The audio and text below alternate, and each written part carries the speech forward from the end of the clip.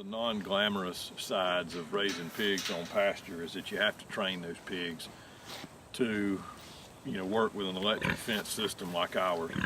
And when you have tons and tons and tons of rain like we've had, the pig pen, the training pen, ends up looking awful.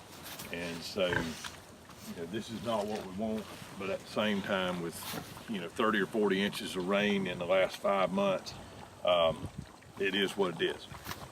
But what we do, this pen is 32 by 32, and in that pen we have an 8-foot section of electric fence. And so we came in, we put a post down, we've got insulators tied just like we would if this was a 1,000-foot section of fence. On the bottom we have 12.5 gauge high tensile steel wire, okay, galvanized steel wire.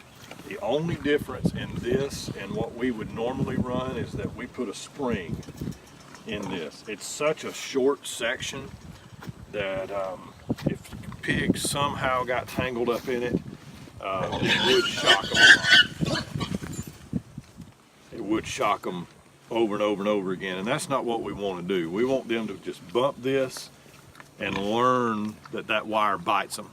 And so the idea behind the spring is that if they get their leg caught in it, or if they get to pushing and fighting like those two hogs did just then, that this has some give to it. It has some elasticity to it. The top line on this is poly wire, and so they kind of see the best of both worlds. They're going to see a lot of poly wire in the pasture, and so making sure that they identify that white wire as the boogeyman too is important. But anyway, this is how we train them. We'll leave them in here, a couple of weeks. We'll feed them in here, and they'll investigate this. They'll get shocked a few times, and then they'll realize, hey, don't go over there by that white wire or by that silver wire because it shocks you. One thing is really important when you're working around pig pens and pig pasture, when you're doing fencing, it's so important when you've got little bits and pieces of wire like this, you got to get that out of there, okay, because pigs will eat that and that'll cause real problems.